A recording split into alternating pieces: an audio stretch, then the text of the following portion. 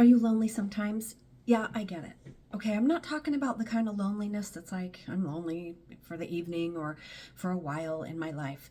I am talking about when loneliness becomes a problem in your marriage. So if you are relying on your wife for all of your emotional needs, and she is your confidant and a lover and a friend and the person that you blow steam off with, talking about work troubles, and you lack any male friendships, you are setting yourself up for to feel more lonely, for this to be a problem. Women do fill this role a lot of the time, but they shouldn't have to, because what it really reveals is that there's a lack of male friendships in your life, and you need a place to be able to have a meaningful discussion. And I'm talking like beyond the casual chats and the like, hey, how you doing at the ball field, and as you pass neighbors. I'm talking about a place where you can be yourself and in a non-judgmental place share the crude and crass things that you guys talk about, right? So I know you know the look you get from your wives when you start veering into that territory that she's not interested in in hearing. And my point is this: if your wife feels like she's your sole source of entertainment, you are setting her up to feel resentment towards you.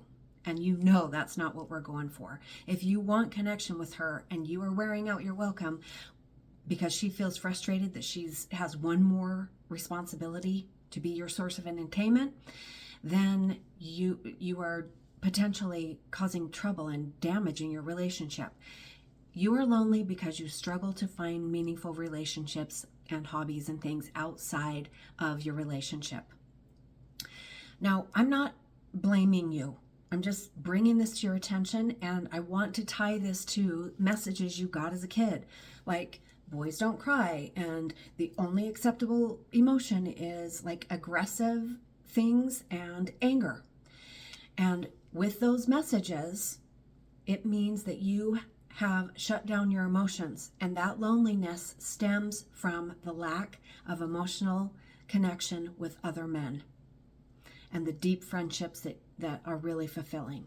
So I know that some of you overdo it.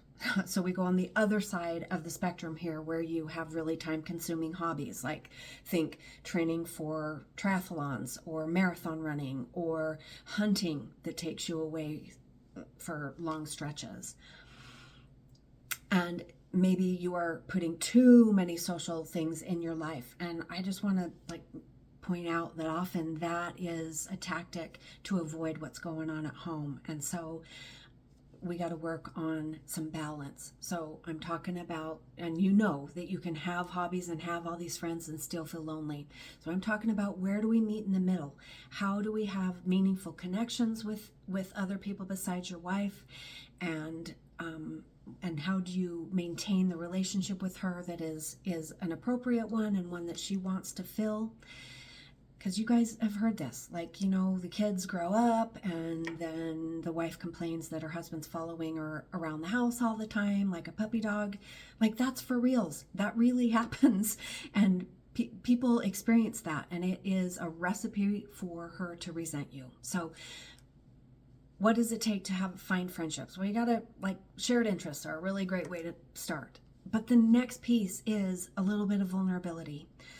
And this lack is what is contributing to loneliness. So if you are hearing this and realizing you don't have interests and friendships outside of your wife, it's probably time to put some effort into this and to find some happiness and fulfillment outside of the marriage and the pressure you're putting on your wife to be that emotional support for you all the time.